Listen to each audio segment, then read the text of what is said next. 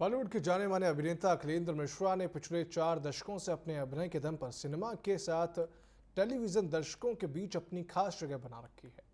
Television serial Chandrakanta के क्रूर सिंह के किरदार की बात हो या सरफरोश के मिर्ची सेठ की या फिर रेड्डी के इक्का सेठ की, सिनेमा के हर किरदार में उन्होंने जान फूंकी है। और अब पिछले कुछ सालों से वे किताबें भी लिख रहे हैं और नाटकों पर भी खूब संवाद करते दिखाई दे रहे हैं। अखिलेंद्र मिश्रा की अभिनय यात्रा से लेकर लेखनी सहित तमाम आयामों पर उनसे खास बातचीत की हमारे वरिष्ठ सहयोगी प्रिंस गुप्ता ने। आइए आपको सुनाते उन्होंने क्या कुछ कहा। आज हमारे साथ एक ऐसे खास मेहमान हैं जिन्हें आप सिनेमा के बड़े पर्दे पर और छोटे पर्दे पर टेलीविज़न के काफ़ी कुछ देख चुके होंगे और उनके किरदारों को आप काफ़ी पसंद करते होंगे। उसके साथ ही 4 दशक से वो मनोरंजन जगत में अपने आप को स्थापित किए हुए हैं, यानी कि उनके तमाम काम जो है आज भी लोगों के जहन में हैं, जिसमें सबसे पहली अगर मैं बात करूँ तो उड़ान के बाद चंद्रकांता और उसके अलावा ऐसे न जाने कितने अनगिनत सीरियल्स हैं जिस पर उन्होंने अच्छी भूमिकाएँ की हैं। उसके बाद बड़े पर्दे पर, पहले पर्दे पर भी ऐसी कई भूमिकाएं हैं जो उनको आज भी लोगों के दिलों में कहीं ना कहीं एक जगह बना के उन्होंने उस भूमिकाओं के जरिए रखी हुई है। और अब टेलीविज़न और फिल्म के बाद वो राइटर भी हो गए, यानी कि लिखते भी हैं और कहीं ना कहीं मोटिवेशनल स्पीच भी देते हैं। अखिलेंद्र मिश्र जी हमारे साथ हैं, उनसे बात करते हैं। सर, बहुत स्वागत है आपका TV24 में। नमस्कार। 4 दशक हो गए हैं आपको और काफ़ी लंबी यात्रा हो गई। काफ़ी कुछ कहें कि इतना कुछ आपने देख लिया है सिनेमा, टेलीविज़न और अभिनय जगत को लेकर, लेकिन उसके अलावा भी अगर हम बात करें एक व्यक्तित्व की, तो अखिलेंद्र जी जब अपनी शुरुआती दौर से लेकर अब तक अपने आप को देखते हैं तो किस तरह से क्या महसूस करते हैं कि इतना पा लिया है, अब और क्या बाकी रह गया? नहीं, मैं पीछे का जितना कुछ होता है मैं वो भूलता चला जाता हूँ। पता नहीं वो मेरी फितरत में है या मेरी प्रकृति वैसी है कि मुझे कुछ याद नहीं रहता कि मैंने ये पा लिया। मैंने अब पिछले दिनों मुझे महाराष्ट्र साहित्य अकादमी ने पुरस्कृत किया, मुझे सम्मानित किया। अब महाराष्ट्र साहित्य अकादमी का पुरस्कार मुझे मिला है और मुझे याद ही नहीं रहता मैं किसी को बताऊं। अभी इस साल की बात है तो मैं भूल जाता हूं कि मुझे जब कोई पूछता है कि आपको कौन कौन सा अवार्ड मिला, मुझे याद करना पड़ता है। या कई बार क्या होता है कि आपने कितनी फिल्में की हैं, तो मैं कहता हूँ मेरी फिल्में 70-80 हो गई होंगी। नहीं सर, ज़्यादा है। मैंने कहा 90 हो गई। नहीं सर, ज़्यादा है। 100 हो गई होंगी। तो अभी तक हमने काउंट ही नहीं किया है और मैं ही भूल जाता हूँ कि मैंने ये भी फिल्म की है। फिर अगला आदमी कहता है सर उस फिल्म में थे। मैंने कहा अरे हाँ। तो उस तरह से तो मैं वो याद नहीं करता हूँ कि ये मैंने अचीव कर लिया और मैं इसको याद करूँ और इसको लेके साथ साथ चलूँ। नहीं, अब नया क्या है, बहुत कमाल सृष्टि है, बहुत विशाल विराट ब्रह्मांड है। जो पर ब्रह्म ने जो ये सृजन किया, जो बनाया है, वो अपने आप में कमाल है, अद्भुत है। तो इसमें जब हम आए हैं, ईश्वर की सर्वश्रेष्ठ कृति है मनुष्य। अब जब ये शरीर मिला है, कहते हैं कि बड़े भाग्य मनुष्य तन पावा। देवता भी तरसते हैं इस शरीर को पाने के लिए कि जो भोग है वो मनुष्य को ही है और वो सिर्फ भूलोक पे ही है, पृथ्वी पे ही है और किसी लोक में नहीं है भोग। देवता चाहते हैं कि भोग करें हम, लेकिन वो सिर्फ यही है। तो मनुष्य का तन मिला है, मन मिला है, बुद्धि मिली है, चित्त मिला है, तो अपने अहंकार को क्यों नहीं समेट के रखें? अहंकार मतलब वो अहंकार नहीं जो ईगो लोग करते हैं। अहंकार का अर्थ है अस्तित्व, योर एग्जिस्टेंस। आपका होना ही अहंकार है। तो वो उसको कैसे समेट के रखें और कैसे उसको एक्सप्लोर करें अपनी मेधा से, अपनी प्रतिभा से, अपनी प्रज्ञा से। तो संसार में बहुत कुछ है। लेकिन एक अभिनेता के बतौर आपको अगर समेटने की बात आपने की है तो नासिर काज़मी जी का एक शेर है कि अक से खुशबू हूँ बिखरने से ना रोके कोई, अगर बिखर जाऊं तो मुझको ना समेटे कोई। तो कलाकार का भी इसी तरह का जीवन होता है, आपका भी ऐसा ही कि विभिन्न भूमिकाओं में जो चारित्रिक भूमिकाएं आपकी रही उसमें समेटना मुश्किल है, क्योंकि ऐसे ऐसे अनेकों किरदार आपने किए हैं जो आज भी लोगों के दिलों में हैं। चंद्रकांता का यक्कू हो या क्रूर सिंह, या उसके अलावा मिर्ची सेठ हो, सरफरोश का, ऐसी ना जाने कितनी भूमिकाएं। लेकिन जब आप आगे बढ़ते हैं तो आपके सामने एक अनंत आकाश होता है और उसमें आप अकेले होते हैं, यानी कि आपको अपने खुद को जस्टिफाई करना होता है। और इंसान एक जिंदगी एक कला है और इंसान एक कलाकार है, मर्जी उसकी है कि वो कैसे खुद को उसको जीना चाहे। तो कैसे जीना आपने तय किया कि इस तरह के जीवन को मैं ऐसे जी रहा हूँ और उसको जीकर यहाँ तक पहुंचूं? सिमटे तो इस तरह के दिल में समा गए और बिखरे तो जमाने के हर शय पे छा गए। यही अभिनेता है। अभिनेता का स्वभाव, उसका व्यवहार, उसकी बातचीत, उसकी भाषा, उसका व्यक्तित्व, उसका काम ऐसा हो कि प्रत्येक मनुष्य के हृदय में उतर जाए, मन में समा जाए। और जब बिखरे, वो जब करने लगे तो हर शय पे छा जाए, हर जगह। तो अभिनेता का काम जो है, वो काम ऐसा कमाल करो जो कि आप आए हैं, आप इस दुनिया में आए हैं, आपका एक लक्ष्य होना चाहिए, एक उद्देश्य होना चाहिए कि जन्म क्यों हुआ। लोगों को मालूम ही नहीं है कि हम क्यों जन्मे हैं। पैदा हुए, माँ बाप ने खिलाया पिलाया, बड़ा किया, पाला पोसा, पढ़ाया लिखाया, हमने भी कमाया खाया, हगा, बच्चे पैदा किए और मर गए। ये कोई जीवन है?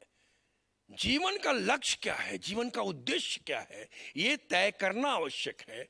और वो तय करके फिर आप जीवन जिए, आप आनंद के सागर में गोता लगाएंगे। मालूम है? बिल्कुल, आनंद के सागर की आपने बात की है। तो माता पिता तो आपको कुछ और बनाना चाहते थे, अभिनेता तो बिल्कुल नहीं बनाना चाहते थे, और बहुत सख्ती भी थी आपके घर में कि नहीं आप ऐसा नहीं करेंगे। और फिर कहीं ना कहीं माँ का सपोर्ट आपको मिला और फिर इस तरफ आप आगे बढ़े। लेकिन माता पिता का भी मन होता है कि बच्चे समर्थ हो जाएं, आगे बढ़ें। तो उनको याद करते हुए उन चीज़ों को कैसे देखते हैं कि वाकई उनके मन का नहीं हुआ लेकिन उनके मन के साथ अपने मन का हो गया? देखिए, मन जब आप जब युवा अवस्था में आते हैं तो हर कुछ माँ पिता ही तय करते हैं, हर कुछ, क्योंकि आपकी पढ़ाई चल रही होती है और वो आपके कैरियर को लेके बहुत ही महत्वपूर्ण वो समय आता है, वो साल आता है जब ये तय होता है। और वो ज़माना था जब मैं था, और मैं बिहार का रहने वाला हूँ, ब्राह्मण परिवार का हूँ, पढ़ा लिखा परिवार का हूँ। तो ये और तय माता पिता के माध्यम से ही होता था। और बिहार का एक ट्रेडिशन रहा है कि एक बेटा कलेक्टर बने, दूसरा एसपी बने, या डॉक्टर बने, इंजीनियर बने। तो हमारे हिस्से इंजीनियरिंग आया था। माँ चाहती थी कि मैं इंजीनियर बनूं। मैंने तैयारी भी की और संजीदगी से की, बल्कि पटना में रह के हमने कोचिंग की प्रीमियर इंस्टीट्यूट से।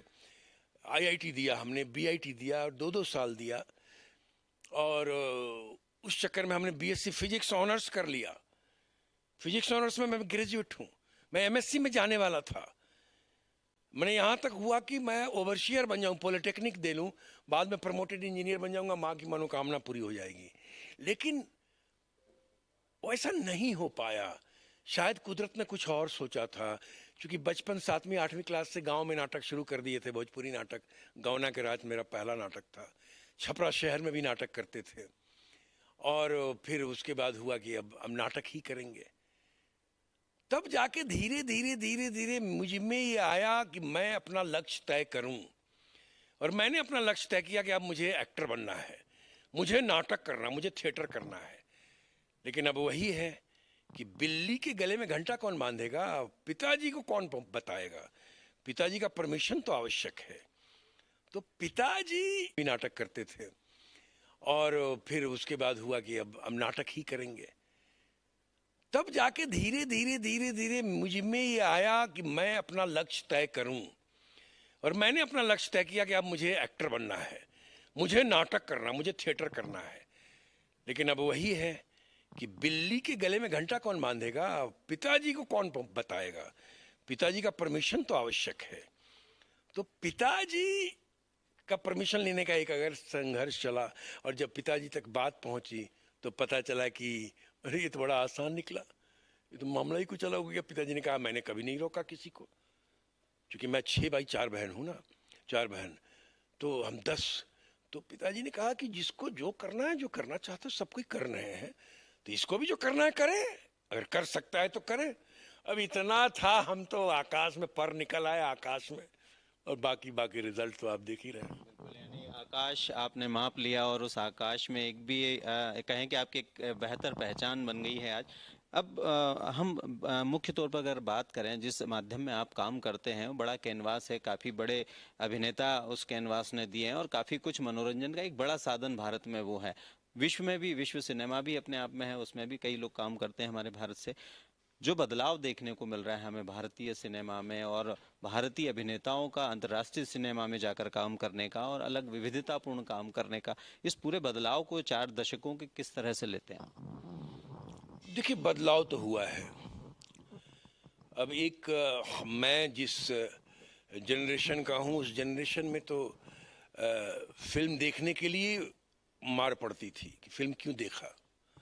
फिल्म देखने नहीं जा सकते थे।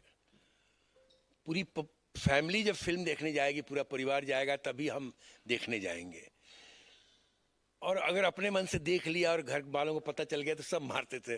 वो हमारे ऊपर 5 बड़े भाई थे, 5 मारते थे, एक एक थप्पड़ मारा तो 5 हो गया। तो इस तरह से तो वो जमाना था। नाटक करना भी अच्छा नहीं माना जाता था, लेकिन नाटक हम फिर भी करते थे।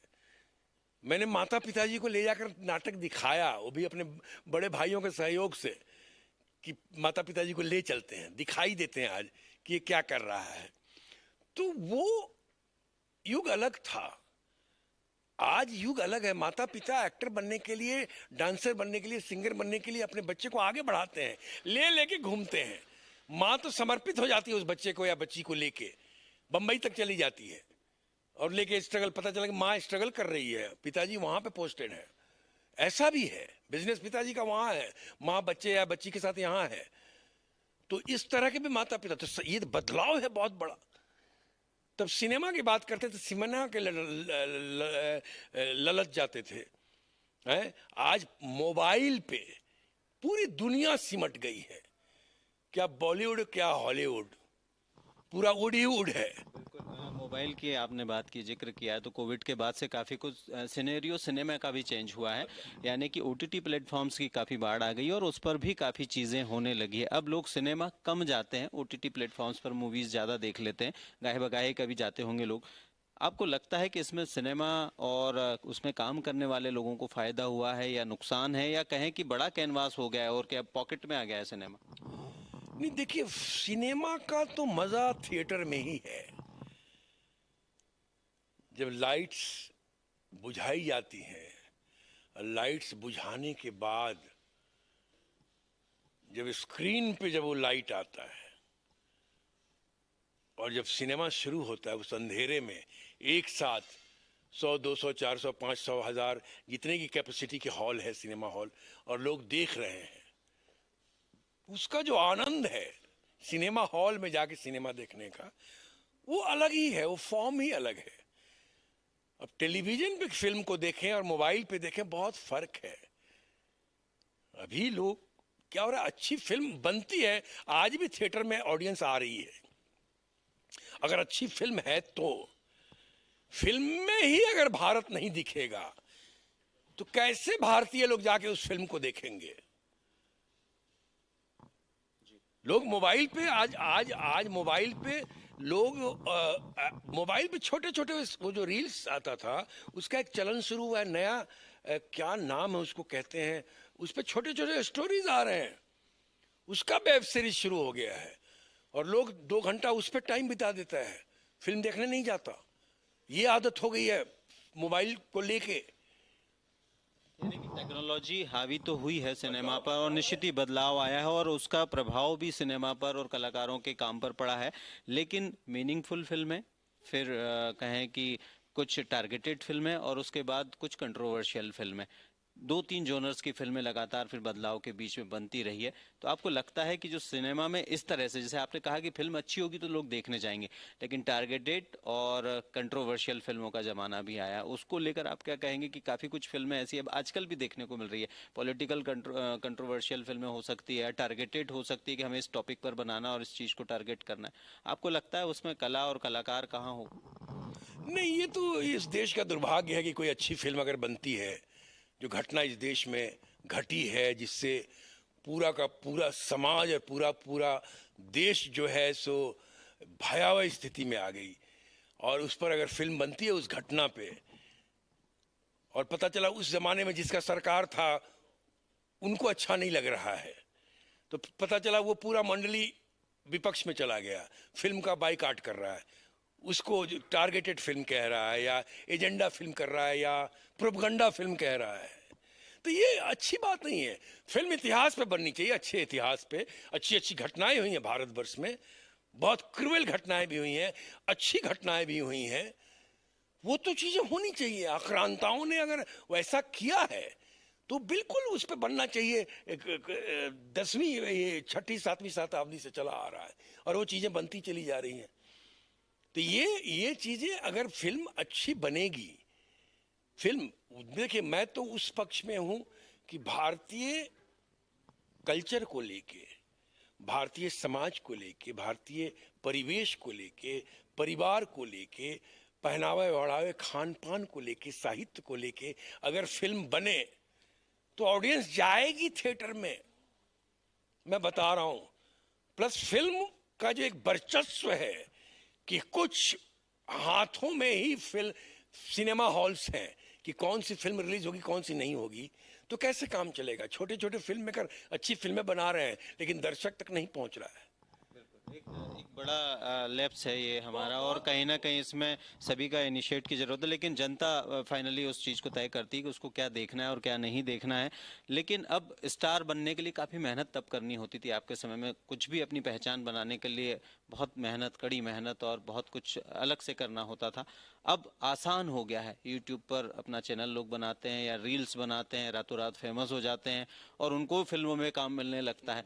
अब आपको लगता है कि जो कलाकार है, जो इस विधा में पारंगत है और जो बहुत निष्ठा के साथ आया, अपना जीवन खपाया है, उसका संघर्ष और आज इंस्टेंट जो कलाकार हैं उनका आना किस तरह से लेते हैं? नहीं, समय बदला है, समय के बदलने के अनुसार संघर्ष भी बदला है।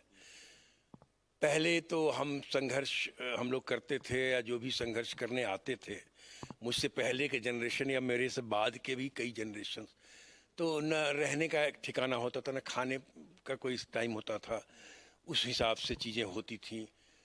बस पे चढ़ने का तक पैसा नहीं होता था। लेकिन आज तो ऐसी भी परिवार है, ऐसी भी फैमिली है, ऐसे भी बच्चे हैं जो आते हैं, गाड़ी के साथ आते हैं स्ट्रगल करने, आते ही घर लेके माँ बाप ने दिया है, चाहे खरीद के दिया है चाहे किराए पे दिया है, बड़ा बड़ा घर दिया है, तो उस तरह के घर पे रह रहे हैं और स्ट्रगल। मेरे से बाद के भी कई जनरेशन, तो न रहने का एक ठिकाना होता था, न खाने का कोई टाइम होता था, उस हिसाब से चीज़ें होती थी। बस पे चढ़ने का तक पैसा नहीं होता था। लेकिन आज तो ऐसी भी परिवार है, ऐसी भी फैमिली है, ऐसे भी बच्चे हैं जो आते हैं, गाड़ी के साथ आते हैं स्ट्रगल करने, आते ही घर लेके माँ बाप ने दिया है, चाहे खरीद के दिया है चाहे किराए पे दिया है, बड़ा बड़ा घर दिया है, तो उस तरह के घर पे रह रहे हैं और स्ट्रगल कर रहे हैं, संघर्ष कर रहे हैं पूरे हर सुख सुविधा और के साथ। तो फर्क है, स्ट्रगल में फर्क है। लेकिन आज भी जो मेहनत कश बच्चे हैं, जो कि बहुत ही साधारण परिवार से हैं, मिडिल क्लास के हैं, लोअर मिडिल क्लास से हैं, गरीब परिवार से हैं, वो भी संघर्षरत हैं और अपने बस वही लक्ष्य तय है, संकल्प दृढ़ है और ऐसा संकल्प है जिसका कोई विकल्प नहीं है। सफलता उसी को मिलती है जिसके संकल्प में कोई विकल्प ना हो, ये याद रखिए। संकल्प में कोई विकल्प ना हो की तो बात आपने की है, लेकिन पहचान की बात जो हम कर रहे थे कि आप लोगों ने बहुत मेहनत से अपनी पहचान बनाई, अब इंस्टेंट पहचान हो गई जो कुछ दिनों की होती है और कुछ दिनों बाद फिर वो गायब हो जाती। ऐसे कई लोगों के नाम हम ले सकते हैं, ऐसे कई लोग हैं जो आते हैं और फिर चले जाते हैं। स्थायित्व और खुद को बनाए रखना एक बड़ी चुनौती होता है किसी भी कलाकार या इंसान के लिए। आपको लगता है कि ये दौर फिर बदलेगा और फिर वही दौर वापस आएगा जो कहीं ना कहीं तकनीक से भले ही परिपूर्ण होगा लेकिन वास्तविकता के बहुत करीब होगा? देखिए क्या है कि परिवर्तन तो संसार का नियम है। पहले एक एक्टर ज्यादा समय तक चलता था क्योंकि एक्टर्स कम थे, कम लोग स्ट्रगल करने आते थे। अब एक एक्टर आता है, बहुत मेहनत से ही आता है और कुछ ही समय ठहरता है, नया आ जाता है, उसको रिप्लेस कर देता है, फिर नया आ जाता है। क्योंकि बहुत से लोग आ गए हैं और कर रहे हैं अपने अपने दम से, उसमें कोई एक टिकता है। तो कई जन्मों के प्रारब्ध भी है जो जिसका प्रस्फुटन होता है। कई जन्मों का प्रारब्ध है, कर्म करके आए अच्छा अच्छा, तब तो जाके हजारों एक्टर स्ट्रगल कर रहा है और उसमें एक निकल के आता है। वो क्या है, कोई जरूरी थोड़ी को हजार जो है उसमें सबसे टैलेंट यही है जो आज काम कर रहा है, उसको ब्रेक मिल गया, उसको चांस मिल गया, मुझे नहीं मिला। वो जरूरी थोड़ी है वो कमाल हो, नहीं। उसका जो प्रारब्ध भोग है, जिसको भगवान श्री कृष्ण गीता में कहते हैं प्रारब्ध, जो कई जन्मों के कर्म है, उसका प्रस्फुटन हुआ है, वो उसको मिल रहा है परोस के, उसको मिलेगा। यानी कि भाग्य का जो है उसमें लिखा है वही उसको मिला, और निश्चित ही भाग्य सबसे महत्वपूर्ण भी होता है। सही जगह, सही टाइम, सही अप्रोच भाग्य लेके पहुंचा देता है वहां पे, और वहां का पता है कितना लगे और वहां काम हो गया। बिल्कुल, अखिलेश जी को भी भाग्य से काफी कुछ मिला है, मेहनत के साथ भाग्य ने भी काम किया है, लेकिन आपने कुछ अपने आप को अपने काम से मोल्ड इतर कुछ और बेहतर भी करने की कोशिश की। आप राइटर भी बन गए हैं, कोविड के टाइम आपने काफी किताबें लिखी, उसके बाद भी लिखी, पहले भी आप लिखते रहे, और कहीं ना कहीं एक नया जोनर आपको लोगों को देखने को मिला है, और अब नाट्य शास्त्र को सिखाते भी हैं, पढ़ाते भी हैं और लोगों को बताते भी हैं कि उस विधा से लोग जुड़े और एक मेहनत और एक स्ट्रेटजी के साथ उसमें आए। आपको लगता है कि आपका ये जो नया कैरेक्टर है, नया स्वरूप है, वो लोगों को भाएगा या भा रहा है, या आने वाले समय में कुछ दे के जाएगा, कॉन्ट्रीब्यूटिव व्यूट करने वाला है ये? नहीं, ये तो एक्टर वाला काम नहीं है। फिल्म आई, किताब आई, अभिनय, अभिनेता और अध्यात्म, जो नाट्य शास्त्र के एक कदम आगे है। भरत मुनि जी ने जो नाट्य शास्त्र में लिखा है कि अभिनेता के लिए क्या क्या चाहिए, क्या क्या होना चाहिए, लेकिन उसकी तैयारी कैसे करें, वो कैसे करें, वो नहीं बताया है। तो वो तैयारी मैंने अपनी इस पुस्तक में किया है, बताया है, अभिनय, अभिनेता और अध्यात्म में। और शायद यही कारण है कि बच्चे बहुत पसंद करते हैं, क्योंकि हिंदी पे किताब लाना था मुझे, हिंदी में अभिनय पे, चूंकि सब अंग्रेजी में ही था और रशियन का ट्रांसलेशन अंग्रेजी में था, तो हिंदी भाषा भाषी कहाँ से वो पढ़ेंगे, या जो हिंदी मीडियम के जो बच्चे पढ़े हुए हैं, तो इसलिए मुझे हिंदी में भी किताब लाना था। तो वो मैंने लाया और बहुत ही सफल रहा, बहुत ही अच्छा रिस्पॉन्स है। उसका अंग्रेजी अनुवाद भी आ रहा है, बहुत जल्द तैयार हो गया है, केवल प्रकाशन में जाना बाकी है। उसी तरह से एक्टिंग, एक्टर एंड स्पिरिचुअलिटी नाम से। और तीसरी किताब अभी इस साल 2025 में उसका विमोचन हुआ है, कविता संग्रह आत्मोत्थानम। तो ये है, तो ये तीनों का तीनों जो है किताबें आई हैं और लोग पसंद कर रहे हैं, क्योंकि नई चीजें हैं, नई बातें हैं, नई तरह की कविताएं हैं, जिसमें जीवन है, दर्शन है, आध्यात्म है, सृष्टि है, पर्यावरण है, कई तरह की चीजें हैं उसमें, जो मेरी जो कविताएं हैं उसमें। तो ये लोग पसंद कर रहे हैं। किताब तो अभिनय, अभिनेता और अध्यात्म तो बेस्ट सेलर हो गया है। मुझे तो कई दोस्तों ने कहा कि तुम तो अब यार बेस्ट सेलिंग ऑथर हो गए हो। तो मैं भी मैंने कहा कि ये सब हमारे भोलेनाथ और हमारे माँ भगवती की अनुकंपा है, भोलेनाथ की कृपा है कि ऐसा कुछ हुआ है। मैंने नहीं किया, सब वही कर रहे हैं, वही करवा रहे हैं। जी बिल्कुल, यानी कि आपका जो नया रूप स्वरूप है वो भी लोगों को काफी पसंद आ रहा है। अखिलेश जी ने जैसे बताया कि निश्चित ही वो अपना काम करते हैं और लोग उस काम को पसंद करते हैं, और निश्चित ही सिनेमा, टेलीविजन के अलावा एक राइटर के तौर पर भी उन्होंने अपने आप को स्थापित किया है और उनकी किताबें पढ़ी जाने लगी हैं। और निश्चित आने वाले समय में और भी बहुत कुछ ऐसा होगा जो कंट्रीब्यूशन उनका लोगों को देखने को मिलेगा। यानी उन्होंने जो अचीव किया है वो अब देने का समय भी है। वो अपनी राइटिंग के जरिए और अपने तमाम जो जहाँ जहाँ भी वो जाते हैं, वो कॉलेजेस में जाते हैं या कहीं किसी इंस्टीट्यूशन में जाते हैं, नए युवाओं से मिलते हैं, अपनी बात कहते हैं, उनको मोटिवेशनल स्पीच देते हैं, यानी कि उनको आगे बढ़ने की प्रेरणा भी देते हैं और अपने काम में परफेक्ट होने की बात भी कहते हैं।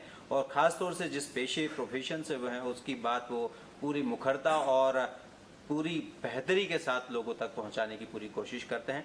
बहुत बातें आपसे हो गई और काफ़ी कुछ ऐसी बातें हैं जो हम शायद अब समय की बाउंडेशन के कारण नहीं कर पाए, लेकिन बहुत बहुत धन्यवाद, आपने काफ़ी वक्त दिया और काफ़ी कुछ बातें अपने जीवन, काम और लेखनी के बारे में कही। तो ये तो थे अखिलेश जी, निश्चित तौर पर उनसे ये बातचीत आपको जरूर पसंद आई होगी और निश्चित ही उनके काम और जीवन के दर्शन से आप मुखातिब भी हुए होंगे। कैमरामैन सुशील यादव के साथ मैं प्रिंस गुप्ता, TV 24 भोपाल।